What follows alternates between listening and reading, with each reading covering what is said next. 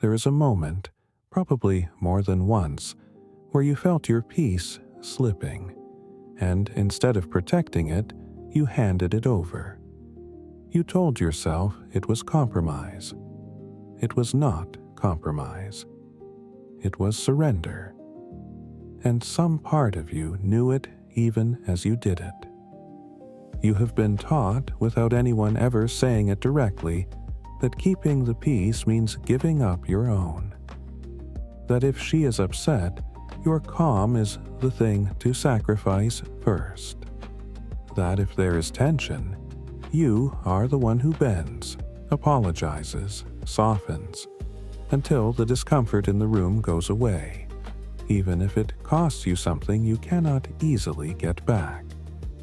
Here is what you need to understand before anything else in this video. Your peace was never supposed to be a bargaining chip. It is not something you trade for her approval, her comfort, or her mood. The moment you start treating it like a negotiation, you have already lost, because peace that depends on someone else's permission was never really yours in the first place. The Stoic philosopher Epictetus taught that some things are within your control and some things are not. Your judgments, your responses, and your own inner state belong to you. Other people's moods, decisions, and reactions do not. When you let her emotional weather dictate your internal state, you are handing over the one thing you were always supposed to be the sole owner of. He wrote that we are disturbed not by events themselves, but by the opinions we hold about them. Her tension does not have to become your tension. It only does if you let it in. Think about how often you do this without even noticing. She raises her voice, and your entire nervous system shifts to match her intensity.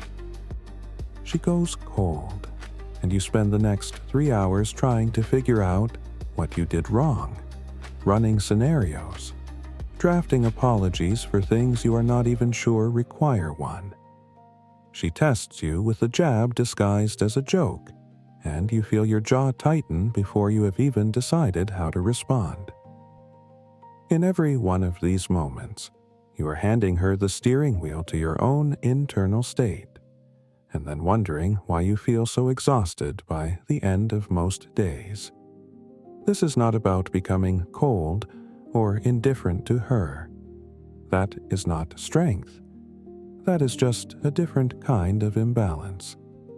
This is about understanding that you can care deeply about someone and still refuse to let their emotional state hijack yours. Those two things are not in conflict.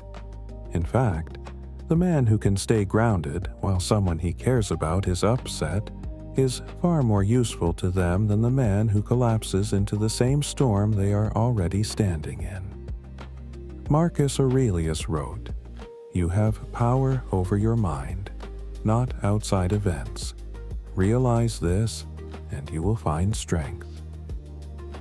Read that again, slowly, because you are going to need to come back to it the next time you feel your peace start to slip in real time.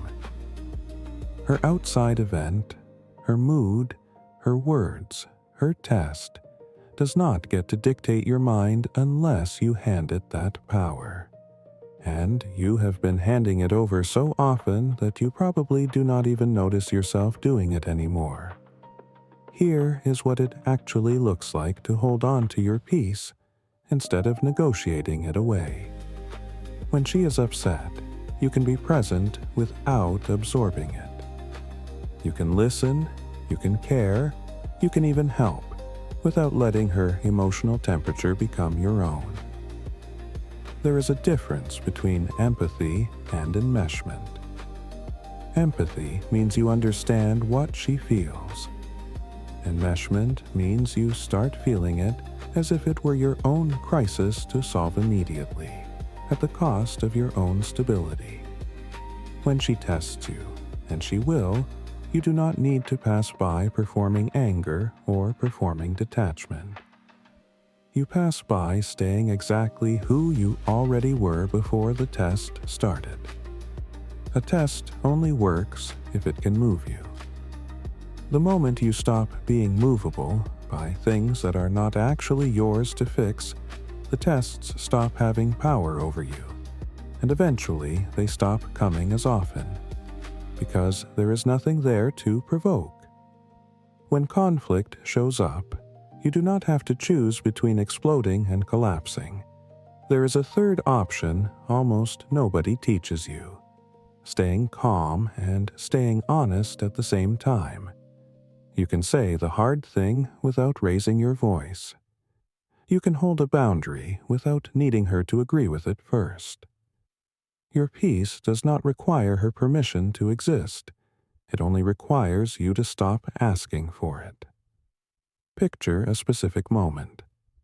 She brings up something you did weeks ago, in a tone that feels less like a conversation and more like an ambush.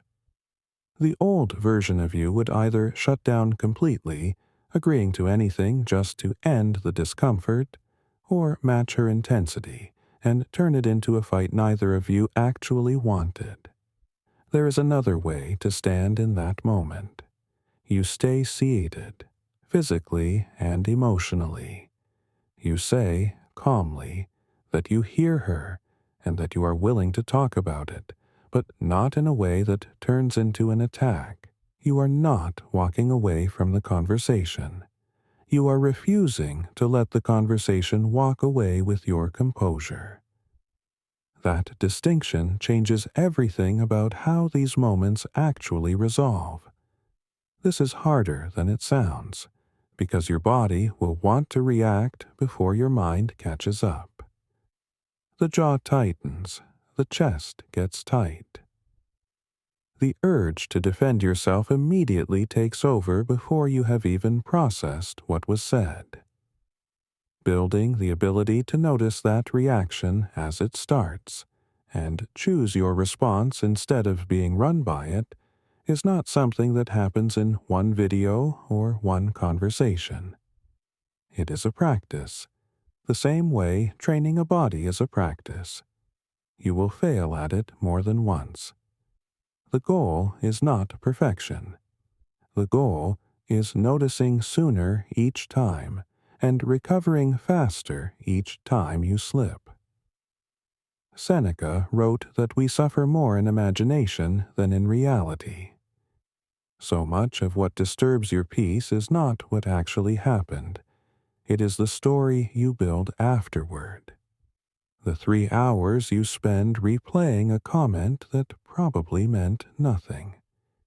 The apology you rehearse for something that was never actually your fault.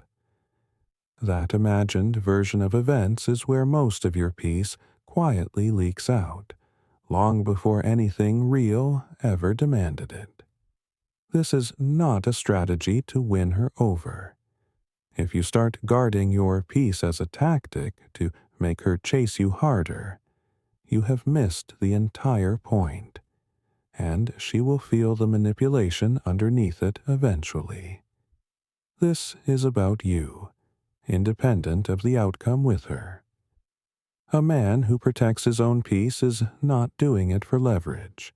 He is doing it because he has finally understood that his inner state is the one thing in this entire situation that was always fully his, and he is done giving it away for free. Your peace is not up for negotiation. Not with her, not with anyone. It was never supposed to be the price of admission for someone else's comfort. The moment you start guarding it the way you guard anything else that actually matters to you, you will notice something strange happen. People treat what you protect differently than what you leave lying around unclaimed. Your peace is no exception. If this gave you clarity, subscribe. New videos like this come out every week. And drop a comment telling me the last time you gave your peace away without even realizing you were doing it. I read every single one,